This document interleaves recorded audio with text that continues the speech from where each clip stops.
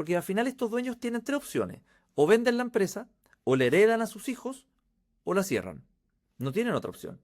Entonces, para venderla, tienen que arreglarla porque sin él no vale nada la empresa. Entonces tienen que prepararla para que sin él valga, para que gane plata al venderla. Segundo, si la quiere llevar con los hijos, tiene que dejarla un poco armada, no la puede entregar así todo en la cabeza del dueño. Hay que preparar la organización, hay que preparar todo eso. Entonces, por eso nosotros ahora estamos primero como mentores, asesores, de pescar estos desafíos que tienen y ver cómo los estructuramos para que después no sean dueños dependientes en todo. Si al final tú te fijas, te vas a este tipo de empresas industriales y las reuniones son en la oficina del gerente general, que es el dueño, y está toda la empresa ahí, y el dueño da directrices y todos salen con las directrices que dio el dueño. ¿Qué pasa cuando un ingeniero de tercera generación de una familia industrial decide que el futuro del negocio no está en construir, sino en reciclar, en transformar y en regenerar? Hoy conversamos con Gianfranco. Es ingeniero civil industrial, magíster en finanzas aplicadas y cofundador de Arrigoni Ambiental NFU, una empresa pionera en Chile que toma neumáticos fuera de uso y mediante un sistema que no entiendo todavía, que por más de que trate de entenderlo, pero entiendo que le convierte en aceite, en carbón y en acero verde. También es cofundador de Sogi, donde ayuda a transformar negocios en empresas sostenibles. Gianfranco, estoy muy contento que estés aquí. Muchas gracias, Amat, por la invitación. Feliz de estar aquí en tu podcast y poder compartir algo con toda la gente, con toda tu audiencia. En- Muchas gracias. Entremos en la empresa familiar. Tiene 65 años en la industria, eres tercera generación. Y aprendí algo recientemente, que tu abuelo era dueño, tus padres y tus tíos eran socios, tú eres accionista. Cuando tienes esa tercera generación llegas a ese punto. Pero tú, ¿cómo llevas la tercera generación a decir quiero hacer algo diferente cuando fueron tan industriales, fueron tan diferentes a ti? Bueno, todo esto partió el 2015 cuando como tercera generación quisimos meternos en el tema ambiental, viendo el tema de sustancias, almacenamiento de sustancias, residuos peligrosos. Y después de un año partimos con esta Arrigoni Ambiental NFU, que es la planta de reciclaje neumático. En su momento nos costó mucho convencer a la familia de que este podía ser un buen negocio y este era un rubro que podía ser más sostenible en el tiempo, porque esto fue alrededor de cuando empezamos a hablar de temas ambientales el 2015 y, y logramos concretarlo el 2019, sobre todo la planta de reciclaje neumático. Y fue un negocio muy innovador en su momento, fue una apuesta bien grande que hicimos, que hoy en día yo personalmente estoy muy contento por lo que hemos hecho con mis socios también, tenemos socios externos, en- y realmente es un negocio que al ser verde, pero también rentable, que eso es lo que buscamos, que es fundamental hoy en día, porque eso de querer hacer todo verde, pero sin ser rentable, eso no es viable. Y mucha gente de repente tiende a entender que de repente hay que buscar más lo verde y no tanto lo rentable, y sin lo rentable no existe nada. Entonces, yo Y creo que el gran desafío que tenemos hoy en día es lograr encontrar negocios verdes, pero que sean rentables, si no, no van a funcionar en el tiempo. estoy totalmente de acuerdo. ¿Cómo, cómo creciste? ¿Cómo fue tu infancia sabiendo que tenías esta empresa familiar, tu abuelo la empezó, tus padres trabajaban? ¿Cómo era la relación con ellos? ¿Cómo te prepararon para tomar las riendas? ¿Cuáles eran esas conversaciones que dirías cambiaron la forma de pensar? ¿Y qué te hubiese gustado que te hubiesen conversado? ¿Qué faltó? Mira, respondiendo a más de la primera pregunta, yo desde chico siempre me llevaron a la planta. Yo de hecho tengo fotos cuando niño al lado de las máquinas. Mi primer viaje fuera de Chile fue a Argentina, acompañar a mi papá a ver unas máquinas, unas plegadoras y una guillotina. Yo iba todos los veranos, o la mayoría de los veranos, a trabajar ahí re poco ayudaba, sacaba fotocopias, contestaba el teléfono, pero estaba ahí en el ambiente.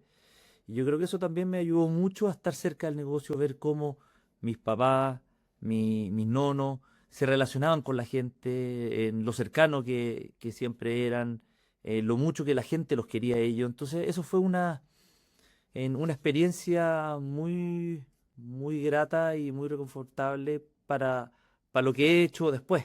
Yo creo que el estar ahí en el negocio, ver de repente qué es lo que conversan, muchas veces no me lo conversaban a mí propiamente tal, pero escuchaba. En su momento mi papá, que era el gerente general, partieron todos tres gerentes, mi papá con dos tíos, uno gerente de operación, uno gerente comercial y mi papá gerente de finanzas, y estaban en una misma oficina los tres.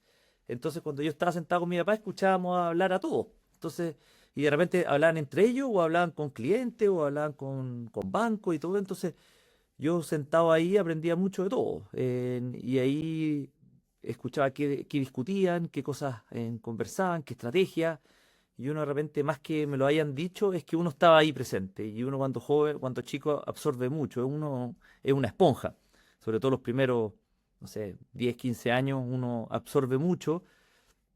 Y eso me ayudó mucho. Después fui creciendo, yo fui muy cercano a mi nono, entonces también de repente lo acompañaba cuando iba a visitas a la planta, él me contaba historias, en- y al final yo creo que las historias son las que más te marcan en la vida. Y ahí una de las historias que más me marcó a mí, nosotros en la segunda planta, cuando estábamos haciendo una estructura grande para la planta, para el edificio de Américo Vespucio, se construyó el edificio, de hecho estaba ya más o menos ya casi listo, y había una normativa en ese momento que te permitía estar a X distancia de la vereda, de la solera, y esa normativa había cambiado entre que se empezó a construir y que se terminó. Y estábamos casi 4 metros más cercanos a la vereda. Entonces fue una persona de la municipalidad en su momento y dijo, oye, están incumpliendo esto. Chuta, se empezó a revisar esto y ahí se llegó a la conclusión de que realmente estaba en lo cierto. Y ahí gente de la municipalidad en su momento le dijo, oye, pucha, esto lo tienen que, ¿cómo lo arreglamos esto? Y en un momento dijo, oye, si ustedes me pagan un porcentaje plata, yo hago vista gorda y los dejo pasar. Y ahí se juntaron mi papá, no, los tíos, todos, y dijeron, esto no lo podemos aceptar. Así que fueron a hablar y dijeron, esto no lo vamos a aceptar, no podemos, esto es una coima. Dijo, oye, pero ¿cómo que esto? Y como se enojó mucho, entonces muévanlo. Y ahí dijeron, ya, lo vamos a mover. Y mi papá es ingeniero civil estructural, y ahí de una forma de poder moverlo, y se movió el edificio casi 4 metros durante todo un día, y se logró mover y se logró cumplir con la normativa, pero sin tener que pagar para que esto pasara como por debajo. Entonces, aparte de acordarme que mi papá acompañó a un tío a comprar papas fritas y pollo para celebrar en un pick-up, llenamos el pick-up con papas fritas y pollo para celebrar con los viejitos, con todo, es que realmente las cosas hay que hacerlas bien. Y si uno se equivocó, hay que ver cómo solucionarlo. Y esa historia y esa experiencia como que uno lo dejan marcado y uno trata de hacer las cosas de la mejor manera y siempre con integridad. Me encanta y ahora estoy comenzando a conectar los puntos entre hacer las cosas bien porque están bien y no solo por moda o por facilidad. Y entiendo el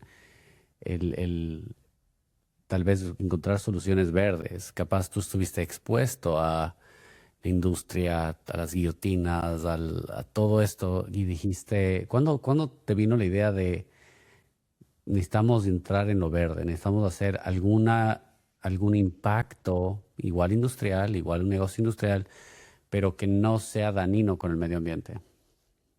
Lo que pasa es que nosotros habíamos estado siempre veíamos el tema del reciclaje y probablemente tal, lo de lo verde, o sea, lo ambiental, una prima que abogada vio una oportunidad, un tema normativo, y ahí partimos fabricando en bodega. Y en esas fabricaciones de bodega yo me fui a una feria en Italia, que Italia es bien vanguardista y va siempre, Italia y Europa en general, en todo el tema de reciclaje, medio ambiente, allá la basura, te cobran por kilo que tú dejas de basura. No es que pasa, tú puedes generar la basura que quieras en Europa, en Italia. Entonces, si tú generas 2 kilos, pagas 10 euros por decir algo, pues si generas 40 kilos, pagas mucho más. Entonces fui a una feria y ahí en la feria me tocó ver una planta de chipeadora en su momento de reciclaje neumático.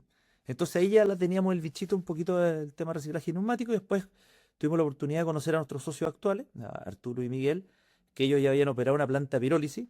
en- y ahí partimos el 2019 este proyecto, que fue súper duro al comienzo porque tuvimos aquí un estallido en Chile, que quedó la escoba, después tuvimos la pandemia, entonces la permisología, entonces del 2019 entró en operación la planta el 2023. O sea, fueron varios años de análisis, de buscar terreno, los mismos permisos, pero ahora que estamos en un periodo de crecimiento, queremos crecer, queremos impactar más, queremos trabajar con las comunidades, queremos trabajar con gente de regiones, y realmente damos en el día y toda la gente que trabaja con nosotros sabe que estamos impactando de manera directa en el medio ambiente, porque pescamos un residuo que es un neumático que se verá entre 500 a 1000 años y también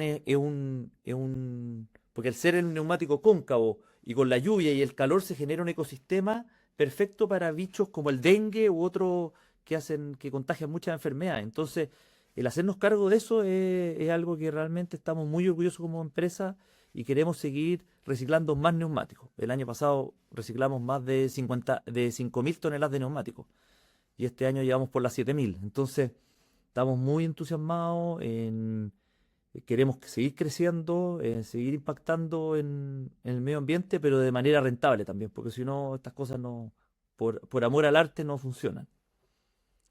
Solo para dimensionar, ¿cuánto es 5.000 o 7.000 toneladas de neumáticos? ¿Cuántos neumáticos? Grosso modo. En, Estos pueden ser unos 300.000 neumáticos, más o menos. Sí, increíble.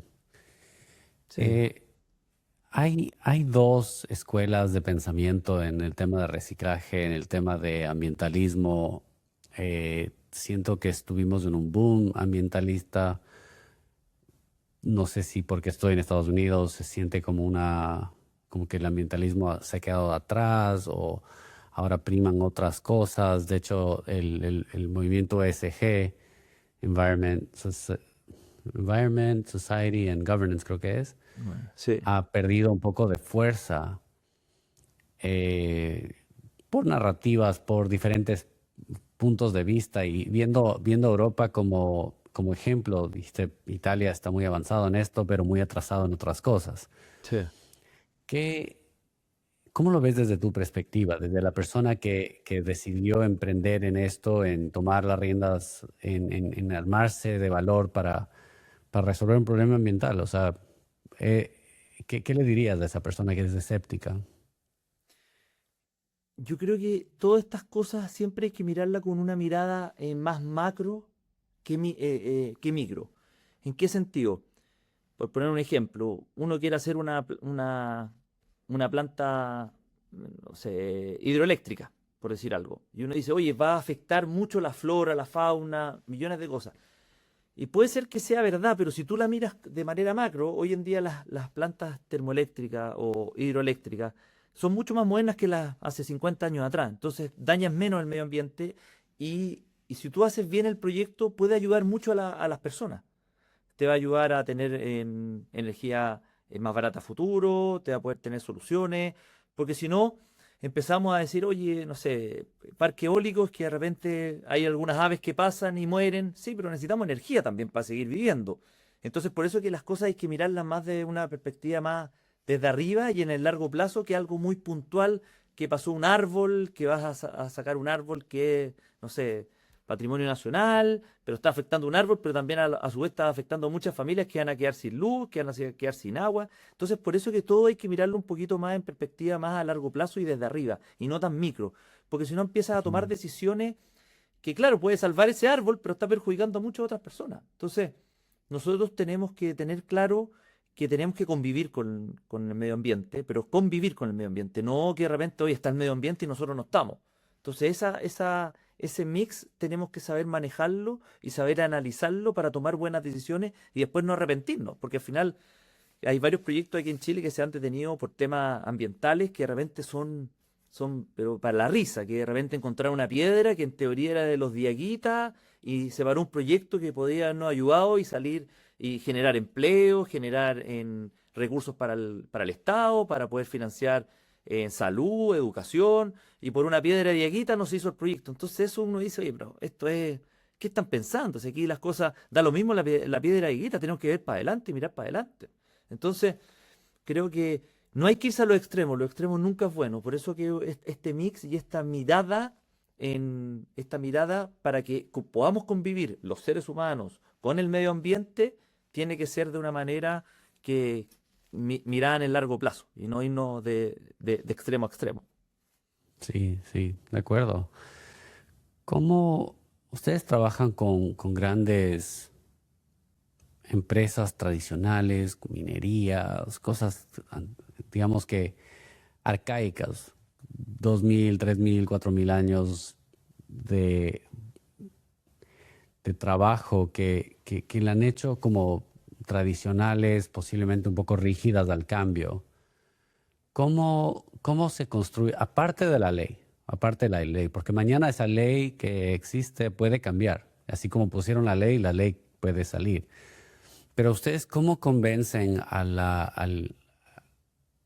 o cómo convencerías a las personas que están haciendo estas industrias tradicionales que han trabajado de una manera toda la vida, posiblemente no con los mejores márgenes o con márgenes tal vez acostumbrados a hacer las cosas como siempre? ¿Cómo empiezas esta conversación y cómo generas la confianza de probemos algo diferente, hagamos algo que nos incomoda al principio, pero después nos puede dar réditos?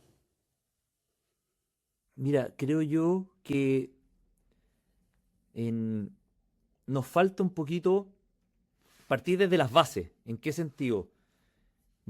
Antes de ponerse a pensar, oye, ¿cómo está el medio ambiente? ¿Cómo está mi entorno y todo? Miremos hacia adentro.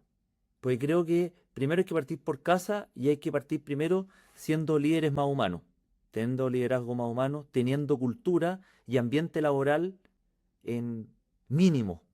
Porque muchas veces, oye, las empresas hablan mucho para afuera, pero para adentro tratan mal, tienen malas instalaciones, no se preocupan de la gente. Entonces, partamos primero por casa. Yo creo que ese es un análisis que no quiero decir que todos, pero creo que miramos mucho hacia afuera y partamos mirando hacia adentro, porque cuando la organización está empoderada, es un trabajo en equipo, se pueden hacer mucho mejores las cosas hacia afuera. Pero cuando la empresa no está bien, el hacer las cosas hacia afuera nunca va a salir bien. Entonces, primero es hacer un análisis introspectivo de cómo estoy liderando yo, cómo estoy gestionando a las personas, le estoy dando oportunidades de crecimiento, quiero que vayan haciendo carrera dentro de la organización, en- les pago de manera justa en el sentido en base a lo que realmente hacen, les doy facilidades para cuando tienen problemas, o sea, siendo también de manera empática, pero también recibiendo de los trabajadores que se sumen a la empresa. O sea que también esto tiene que ser un win-win, no puede ser un win para un lado ni para el otro. Segundo, también es muy importante el ecosistema de las empresas o los stakeholders también. Cómo tú te preocupas de tus proveedores, porque muchas empresas empiezan a abusar de los proveedores no sé, lo ocupan de financistas, no les pagan a tiempo, y uno tiene que los proveedores son socios estratégicos tremendos. Porque si tú tienes un muy buen proveedor, te va a entregar una muy buena materia prima, un muy buen servicio, que eso te va a permitir entregarle a tu cliente un buen producto, un buen servicio. Y al final, si tú los empiezas a tratar mal, los vas a ir perdiendo y no vas teniendo continuidad en tu negocio. Entonces, el ecosistema también es muy importante. También el analizar si tú trabajas, si es importante trabajar con las comunidades o no, porque no todos tienen que trabajar con las comunidades. Hay empresas que no necesitan, pero tú tienes que analizarlo. Y si realmente impacta a tu comunidad, te tienes que hacer cargo. Pero si no impactan, no lo tienes que hacer. Entonces, cada empresa tiene que ver hasta dónde llega sus stakeholders para tenerlos bien informados, para tenerlos considerados y que sepas también tú qué es lo que estás haciendo. Y después de todo eso, ya preocuparse para afuera, para el medio ambiente, para el país, para el mundo, para todo. Pero primero hay que partir de adentro, porque si no armamos algo robusto, al final no termina perdurando en el tiempo. Entonces, creo yo que todas estas cosas de ESG, de repente, como que se saltó de la noche a la mañana y se empezaron a prometer muchas cosas que eran inviables. Se empezaron a Ujú. prometer en huella de carbono cero, 100% electromovilidad y millones de cosas que hoy en día se están dando cuenta que es imposible cumplirla. Entonces, es mucho mejor ir piano a piano, pero siendo responsable de las metas, porque poner metas irresponsables es el famoso greenwashing que muchas empresas lo tienen, que dicen, no, yo en huella de carbono de aquí a 10 años, cero. Y ya, ¿y qué estáis haciendo? Nada. Chuta, pero ten un plan por lo menos. Entonces, eso ha Ujú. ido pasando y como todo es cíclico, cuando las cosas andan mal, nadie está pensando en la huella de carbono ni en nada ambiental, estáis viendo cómo salvar la empresa. Entonces, Sí. uno tiene que tener estrategia y tiene que tener procedimientos claros para que también esto vaya siendo constante en el tiempo, pero cuando te tiras muy arriba y viene una crisis, ya eso lo dejáis de lado y veis cómo solucionar, cómo vivir el día a día, cómo pagar los sueldos, cómo pagar lo- las imposiciones, todas las cosas que tienes que pagar tú como empresa. Entonces, creo yo que estas estrategias o planes de temas ambientales o temas o querer mejorar los impactos y todo, tiene que ser de una manera responsable y una manera bien estudiada para no andar prometiendo cosas que después no van a cumplir. Pues ya todos se están echando para atrás, que todos eran auto eléctricos y ahora no, ¿sabéis qué era? No tanto el auto eléctrico, vamos a ser híbrido y capaz que volvemos a combustión. Entonces, uno como cliente, o sea, los clientes dicen, oye, prometen esto, después retroceden, prometen. Entonces, uno como empresa, para ser sostenible en el tiempo, tiene que ir de a poco e ir prometiendo cosas que sabe que puede cumplir o que está cercano a cumplir, no cosas que no las va a cumplir y después los clientes hoy en día son muy duros con las empresas. O sea, eso, porque está toda la información al alcance de la mano, ahí en tu celular. Entonces, uno tiene que estar cada vez más consciente de lo que comunica y cómo lo comunica, tiene que ser muy responsable. Me gusta lo que acabas de decir, que primero limpia tu casa, primero organízate, primero y después cumple lo que prometes, porque creo que Mm.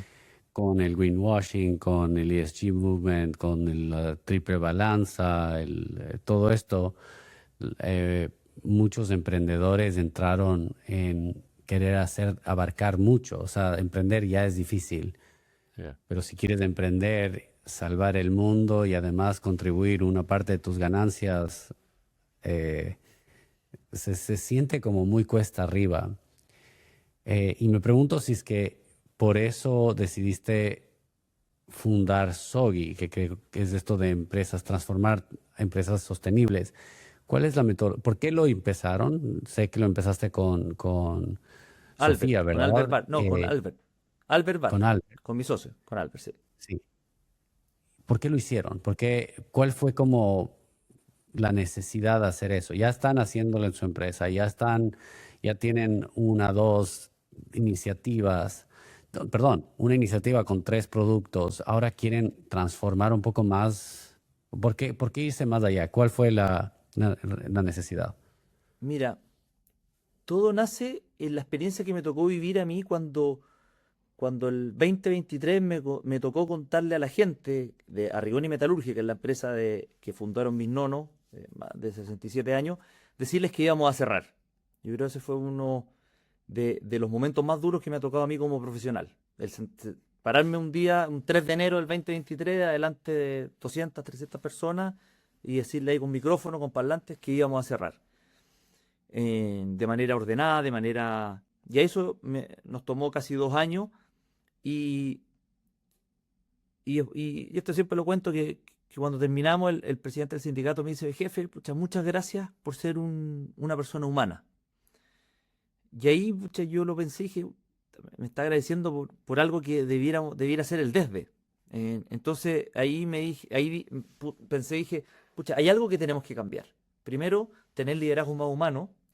Y segundo, nosotros terminamos cerrando por varios motivos, por falta de innovación, en el mercado no supimos leer, en las culturas dentro de las empresas, no preparamos a la empresa en su momento para hacer una sucesión de pasar de que todo era familiar a algo más profesional.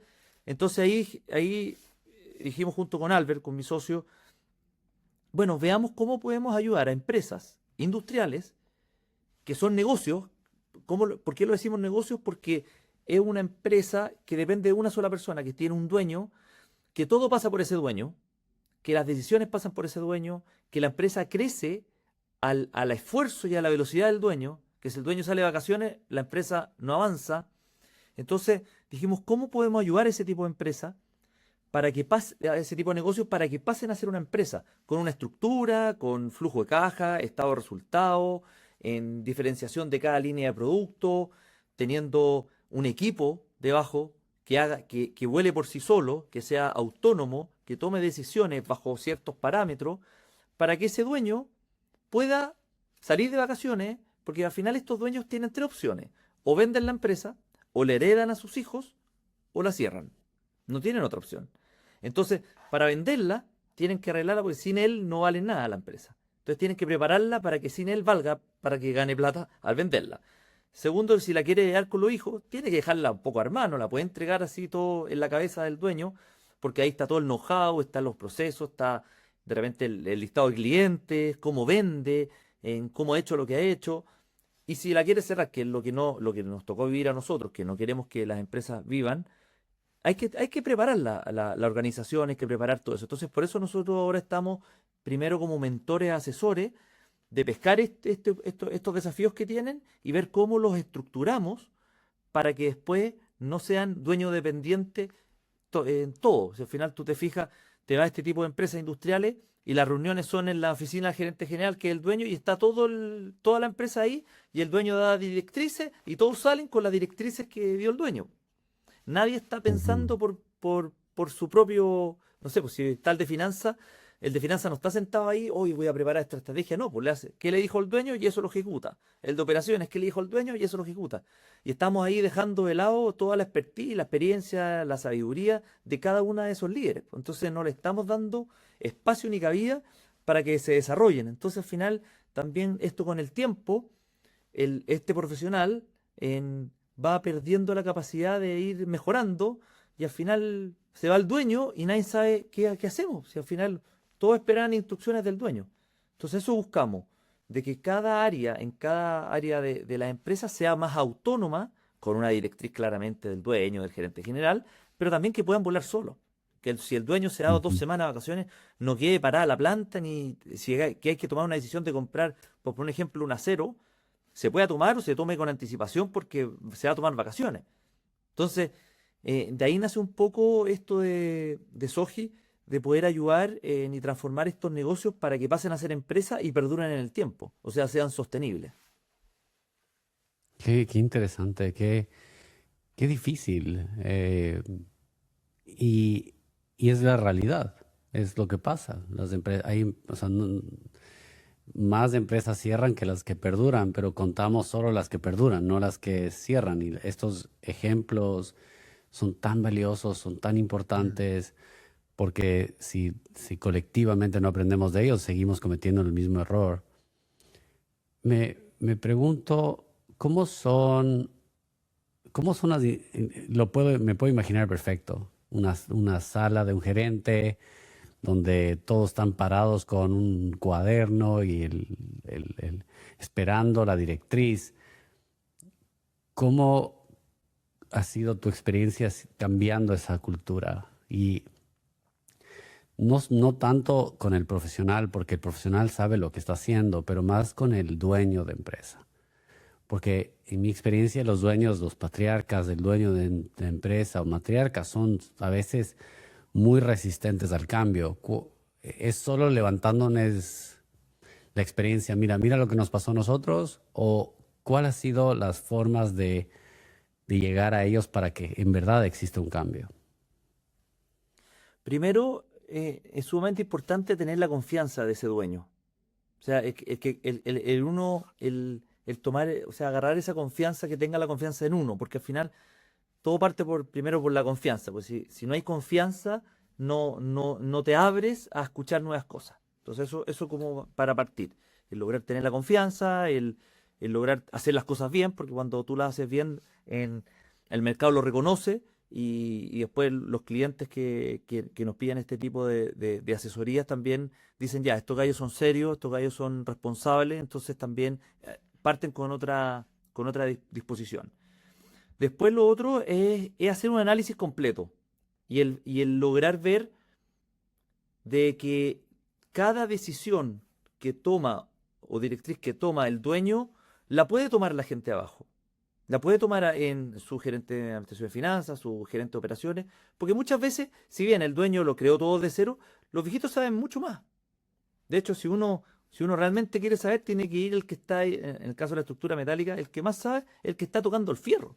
Sabe mucho más que todos los para arriba.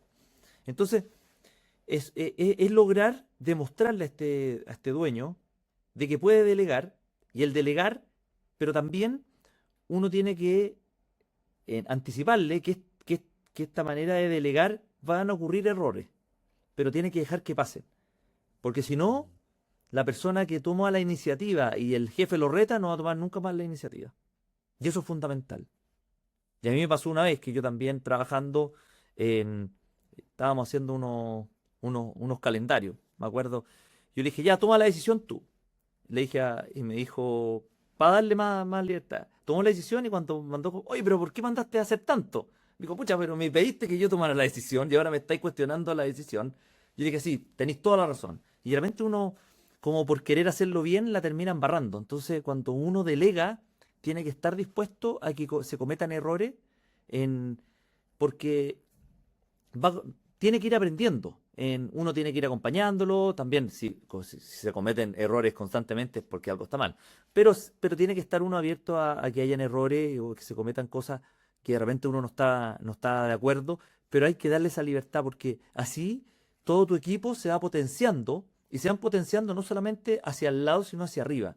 Y toda la organización va creciendo, porque al final Sí, siempre piensan mucho más cinco cabezas que una porque uno de repente está metido en el bosque o está sesgado en ciertos temas, sobre todo cuando uno es dueño, que parte de las decisiones van desde el corazón, que muchas veces hay que ser más frío para tomar decisiones, entonces esa frialdad que no tiene el dueño, en, te la da la gente externa y es sumamente importante en considerar eso. Entonces, por poner otro ejemplo, otro que funciona súper bien, cuando tú estás en una sala de reunión y quieres pedir opinión, tú como dueño siempre tienes que hablar al final.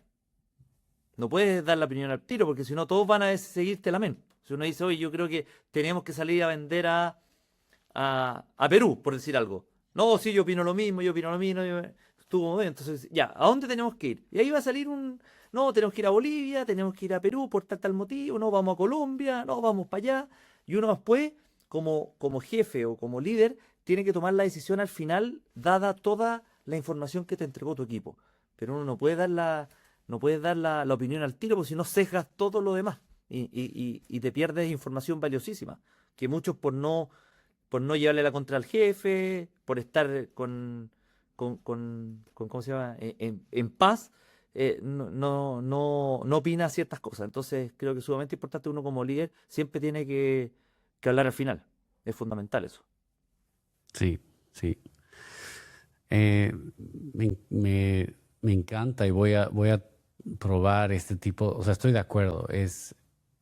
Yo trabajo con patriarcas usualmente o segunda generación que está buscando invertir en Estados Unidos y me ha pasado lo mismo. Es una vez que te ganas la confianza del patriarca, las cosas fluyen, pero a veces me topa también la costumbre, el hábito que el patriarca quiere todavía tomar decisiones de cosas que no sabe porque es un toma de decisiones, es lo que ha aprendido a tomar, ese es su Mm. trabajo, aprendió a hacer un toma de decisiones y lo que acabas de decir es dejar que hable para poder dar al final, porque si no, estoy de acuerdo, todos van a ser solo yes man y decir sí, sí, Yes, man, sí. gran idea, tu cerebro apagado. Mm. Algo que me impresionó de ti es cómo tienes tantos sombreros. O sea, tienes algunas empresas, tienes un podcast, tienes varias iniciativas, estás en todo lado. ¿Cómo priorizas tu tiempo, la energía? ¿Por qué hacer tanto? ¿Por qué no hacer menos? ¿O por qué no hacer más? O sea, cuál ha sido tu secreto de éxito para tener tanto? Mira, a mí una vez alguien me dijo, cuando veas a alguien que tiene hartas cosas que hacer, pide las cosas a él, no a la gente que tiene tiempo. Porque al final, mientras más uno tiene cosas, va aprendiendo a planificarse. Entonces, para que se hagan, es como cuando uno estaba en vacaciones, se te pasaba el tiempo volando cuando chico y al final uno no terminaba haciendo nada. No avanzaba en nada porque estaba ahí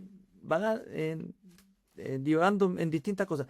Y cuando uno está haciendo cosas tiene que saber ordenarse, planificarse. O sea, planificar la semana, planificar el día, en, en definir qué es lo importante sobre lo urgente.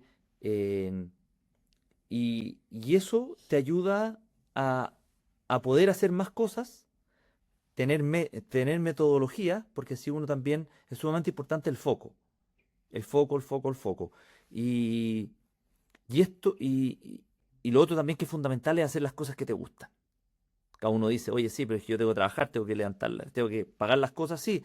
Pero uno en el tiempo tiene que ir divergiendo a hacer cosas que realmente te apasionan y te gustan porque así las hace más feliz, lo pasas mejor porque también uno tiene que pasarlo bien. No puede estar, a mí me tocó también muchos años también pasarlo no tan bien, sobre todo el tema del cierre, que tuvimos 2 años hacia sindicato, banco, clientes, proveedores. Fueron años de mucho, mucho aprendizaje, pero no lo pasé bien. Pero me da también ahora herramientas para ver de ahora ya ahora qué cosas puedo ir haciendo también para pasarlo bien. Entonces, y también otra de las cosas que me sirve mucho, si tú te fijas, vámonos a los deportes. Ahora Yannick Sinner, o Tiger Woods, o Fórmula 1, Hamilton, Leclerc, todos tienen un staff que te van ayudando en distintas cosas, en temas psicológicos, en temas de alimentación, en temas de ejercicio, en temas de coach. Todo, Tiger tiene coach, Yannick Sinner tiene coach. Entonces, si uno dice, oye, el mejor tenista del mundo tiene coach, se apoya en otras personas, ¿cómo uno no se va a apoyar en otras personas? Entonces, yo tengo un Mm. coach, una coach, que me ayuda, trato de todas las semanas ir a verla, le cuento mis cosas, me ayudando a ordenar, me ayudando a saber leer las cosas, me ayuda mucho también, yo creo que una de las cosas fundamentales, fundamentales, es conocerse. Eso para mí me ha ayudado mucho porque cuando tú te sabes conocer, sabes cuáles son tus fortalezas y cuáles son tus debilidades. Y, y sobre todo las fortalezas para potenciarlas. Y uno sabe que ciertas cosas te molestan o por qué haces ciertas otras cosas. Entonces uno ya se sabe un poquito manejar. Y el autoconocimiento, que tiene que ser constante, creo que a lo largo de la historia lo han adoptado mucho más las mujeres que los hombres. Porque los hombres siempre ha sido trabajar, trabajar, trabajar, dale, dale, dale, dale. Y la mujer tiene algo más sensible que le gusta un poquito más ir más allá. Y creo que nosotros los hombres necesitamos también ese lado de conocerse. De no todos trabajo, estoy realmente trabajando en lo que me gusta, porque muchas veces uno a lo largo de la vida va tomando caretas. Y las caretas son las que te van poniendo tus papás, tus abuelos, tus profesores en el colegio, en la universidad, tus amigos, y todos te van tildando. Muchas veces uno tiende a tildar, oye, querís cuadrado, querís esto, y realmente uno no es así. Entonces, el lograr sacarse esas caretas para descubrir quién es uno verdaderamente, eso es un regalo que todos debiéramos de hacernos para poder potenciarnos y también para poder ser feliz, porque que lata llegar a los 90 años y decir, chuta, yo no debería haber trabajado en esto. Si no era para mí. Yo estudié, no sé, civil porque mi papá me dijo, o estudié esto porque mi mejor amigo me dijo, me fui a trabajar en esto porque mis amigos me decían, ¿cómo hay a trabajar en esto? Anda a trabajar en esto otro. Entonces al final uno empieza a vivir la vida de lo que los demás quieren de ti y no la que tú quieres de ti. Entonces, para poder hacer tantas cosas, pucha, primero, bueno, yo estoy como presidente de la fundación, una fundación de la Princesa de Santo Domingo, que también me gusta eso porque también como que devuelvo por otro lado tiempo para poder ayudar a esta fundación que buscamos principalmente en la educación de los hijos de los hijos o los mismos trabajadores del club de golf y del condominio. Entonces, tengo ese lado, tengo el podcast que me encanta, el tema de comunicación, el tema de conocer más gente, de ver cómo poder traer buenas prácticas y buenos aprendizajes a disposición del resto. Me gusta hacer charlas y como que mi propósito es conectar conmigo mismo para conectar con el otro. Entonces, ese conectar con el otro me permite el podcast, la charla, esta misma asesoría de conocer la historia de la empresa, ver cómo poder ayudarlo con todo lo que me pasó a mí, tanto familiarmente como en la empresa de tener que cerrarla. Entonces, cómo poder poner todo el aprendizaje que tengo yo a disposición del resto. Entonces, dado todo esto, pero sí de repente pierdo el foco y me tengo que concentrar. Entonces ahí viene mi coach, converso harto con Lali, mi señora, que también tenemos, como ella también es emprendedora, de repente cuando salimos a comer, conversamos y vemos de cómo ir enfocándonos, porque uno de repente al querer hacer muchas cosas empieza a perder, entonces hay que foco, foco, foco, hay que converger y no diverger. Entonces ahí también uno en, va conversando las cosas. Me junto con amigos también, lo llamamos a las filosofadas, que nos juntamos un día con una botella de vino a filosofar. Nos juntamos a conversar, de hablar de la vida y de repente salen temas muy interesantes. En, que uno como que se abre un poco, pucha, dolores, pucha, a mí me hubiera gustado esto, lo otro, siento que no he avanzado en esto. Entonces, uno tiene que tener los espacios para poder abrirse y poder contar cosas que uno realmente le tiene como una espina en el zapato o algo que quiere sacar, porque yo creo que es fundamental, porque muchas veces nosotros nos guardamos las cosas, es importante hablarlas y dejarse el espacio para, para ir creciendo desde el interior hacia afuera. Me gustó que contestaste cómo haces todas esas cosas por el ser, por conocerte, por ti. Eh, y estoy de acuerdo que conocerte es probablemente una de las herramientas más poderosas de salir adelante.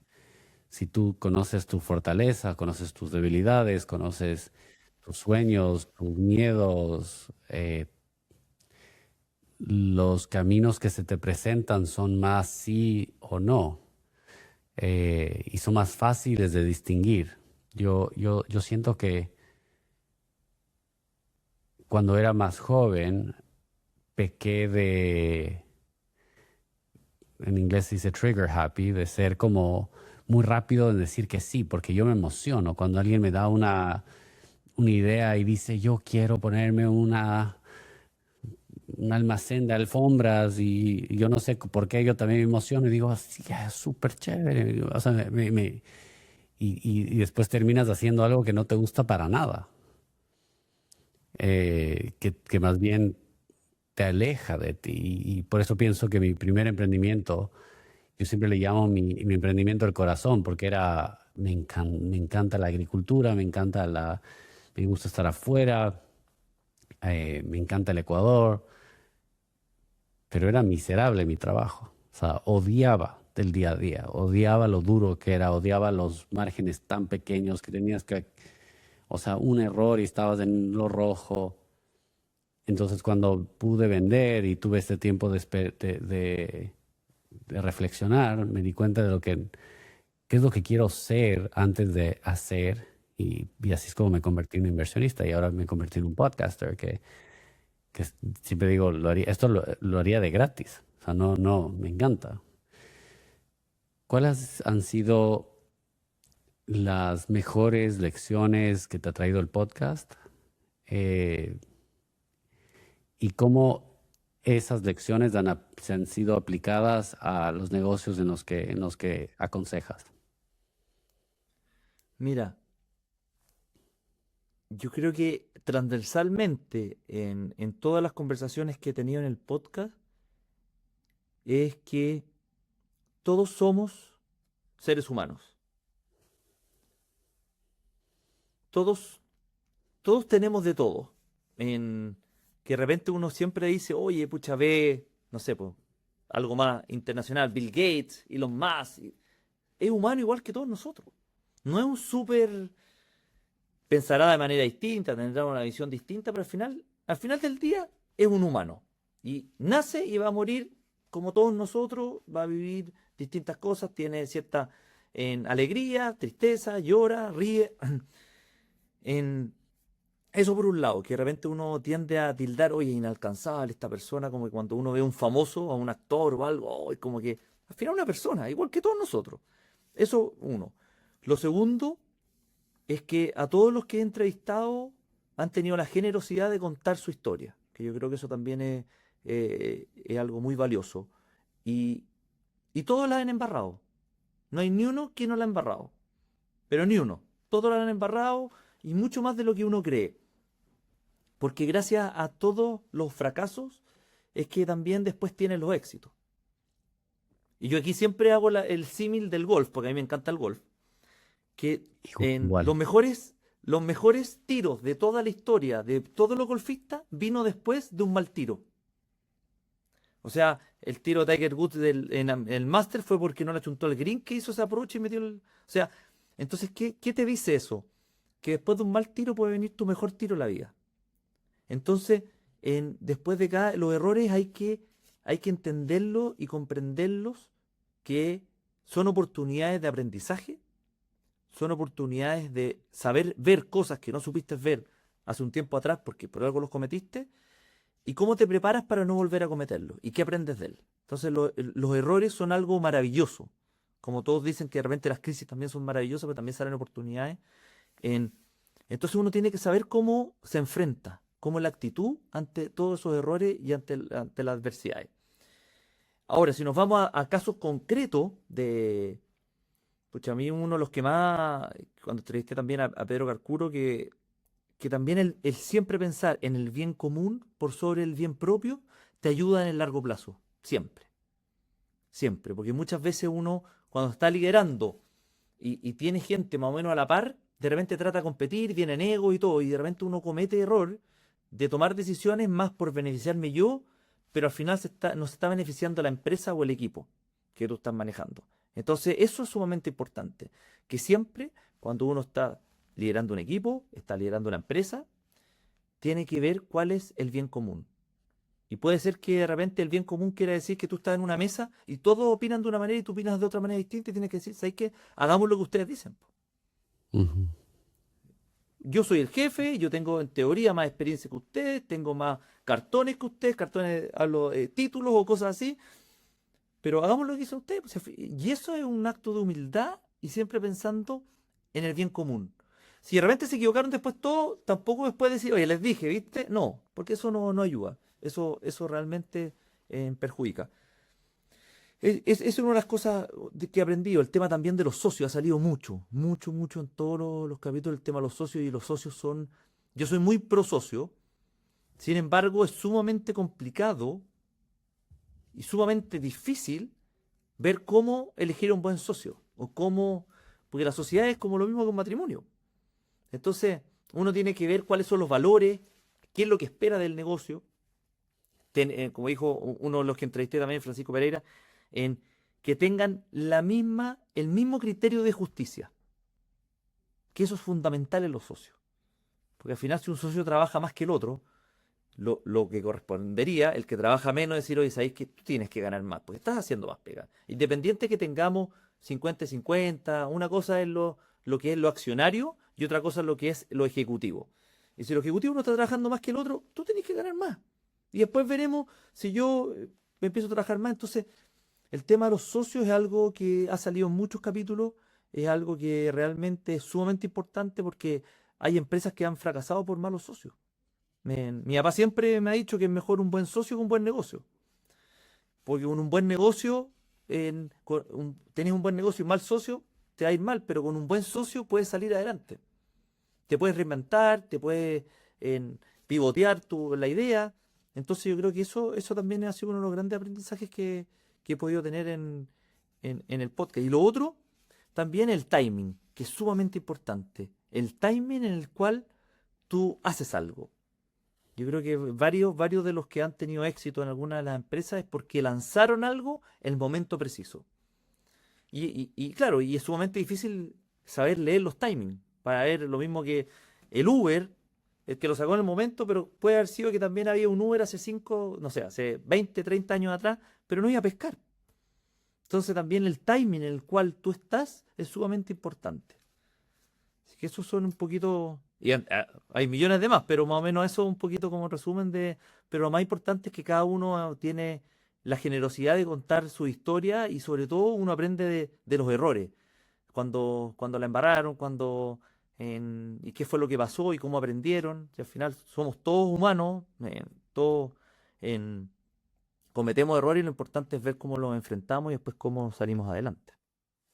Sí, me encantaron esos tres, súper poderosos, porque siento que en Latinoamérica tenemos una aversión al riesgo, tenemos un miedo al fracaso, tenemos un miedo al rechazo, estamos condicionados a, inclusive en Ecuador, la ley es penalizada el fracaso. O sea, si tú quiebras, vas a la cárcel. Y eso nos condiciona a ser mucho menos adversos al riesgo Mm. posiblemente o menos lanzados. Y este podcast lo llamé Del miedo al millón, porque siento que después del miedo es donde están el tiro del bunker al hoyo. Y yo siempre digo, los dioses del golf siempre te dan un tiro que te hace regresar cada vez. Puedes tener la peor ronda de tu vida y en el 18 le pegas perfecto. Y dices, Vuelvo, sí o sí. vuelvo. Eh, ¿Cómo sientes este tema del miedo, la psicología, la mentalidad y cómo la trabajas tú para superarte? O sea, después de ese fracaso, o no lo llamas fracaso, pero después de cerrar una planta, ¿cómo llegas un día y dices, no, voy a seguir? O sea, te vuelves a parar de eso. Mira, yo creo que uno en uno también es sumamente importante las figuras paternas que uno tiene. Y a mí me ha pasado también con mi papá, mi mamá, lo he visto mucho que de repente antes había momentos difíciles y se paraban con buena disposición, con buena actitud. Yo creo que la actitud, como dice Víctor Cooper, multiplica. Y eso es sumamente importante. En- y a mí lo que me ha ayudado mucho es siempre a verle el lado bueno a las cosas. En- y el estar presente. Yo creo que una de las cosas que nos falta un poco, y sobre todo con todo el tema de los celulares, la tecnología, todo, que no estamos en el presente. Entonces, estamos siempre pensando para adelante o pensando para atrás, y al final el presente lo único concreto es ahora, el presente. Que el golf también te enseña. El tiro más importante es el que estás haciendo ahora. El que ya pasó y lo que viene no sabí. Entonces, el presente es lo más importante. Entonces, uno al estar ahí y decir, ya, mira, me equivoqué, fracasé, pero ya pasó eso. Entonces ahora ya, ¿cómo de ahora me reinvento y le voy para adelante? En- y ahí es sumamente importante de quién te rodeas también. O sea, tus amistades, en este caso mi señora, en mi familia, mis amigos. Es sumamente importante porque son la gente que realmente te pesca y te sabe que estás medio mal y te saca adelante y te da la oportunidad y te dice, oye, ¿qué te pasa? Uno el tener también conversaciones con uno mismo es fundamental. Yo trato, me cuesta, pero trato de darme entre 15 a media hora al día para estar sentado solo, sin nada. Sin nada para que mi mente divague. Y ahí se te ocurren ideas geniales. De repente resolver temas, de repente, uy, mira, no había pensado en esto otro. Como el darse tiempo para uno mismo. Yo creo que en, en los fracasos, o sea, el tener que cerrar una planta, me tocó también estar en una huelga, estar yo negociando, salían en Twitter casi mi cara como ahorcado, todas esas cosas que al final uno dice, yo ya tengo cuero chancho, o sea, esas cosas ya no me... Pero claro, pero en su momento me afectaba mucho ver ahí, oye, pues si yo no soy así, me decían, oye, que distinta tal por cual y todo eso en Twitter y todas esas cosas, y uno dice, pucha, pero yo no soy así y uno tiene que estar tranquilo. Si uno hace bien las cosas en la vida, tiene que estar tranquilo. Si uno está haciendo las cosas mal, va a estar siempre intranquilo. Entonces, si Sí, uno sí. todo lo que hace, lo hace de buena fe y de buena manera, pucha, uno siempre trata de hacer, y yo siempre trato de hacer hasta lo más ínfimo de la mejor manera. O sea, si voy a mover algo, quiero hacerlo de la mejor manera para yo estar contento conmigo mismo de que lo hice lo mejor que pude. Independiente de que después me salga o no me salga. Entonces, trato siempre de dar al máximo en cada una de las cosas que hago, aunque por muy pequeña sea. O sea, si me pide un amigo, oye, ayúdame en esto, voy a tratar de ayudarlo lo mejor que pueda.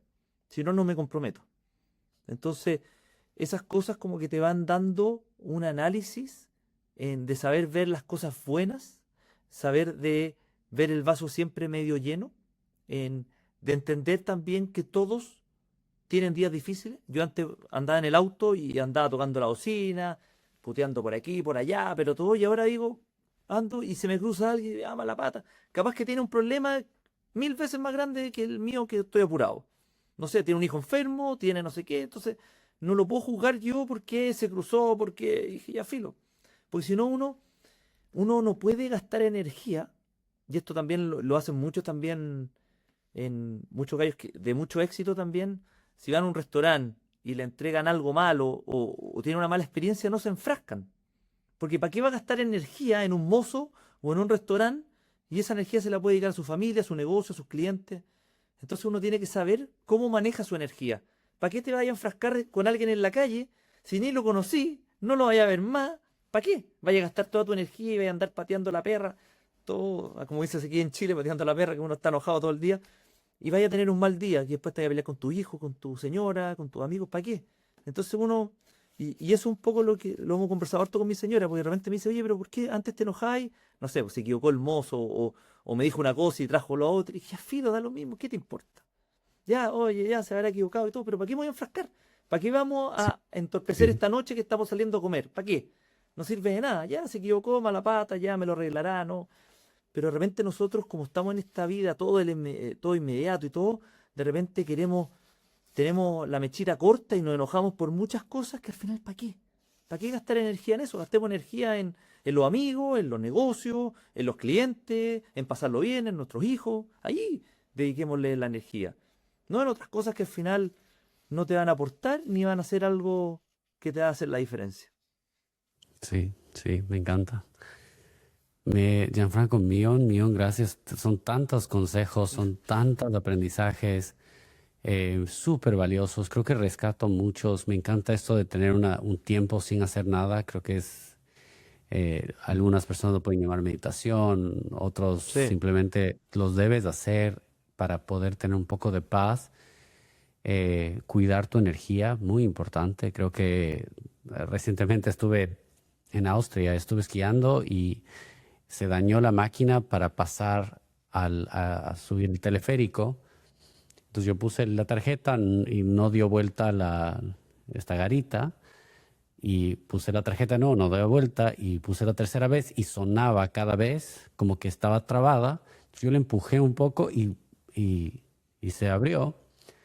Y vino un austriaco a gritarme en la cara, pero lo único que le entendí fue 5.000 euros, 5.000 euros, así, pero me gritaba con el dedo en la cara.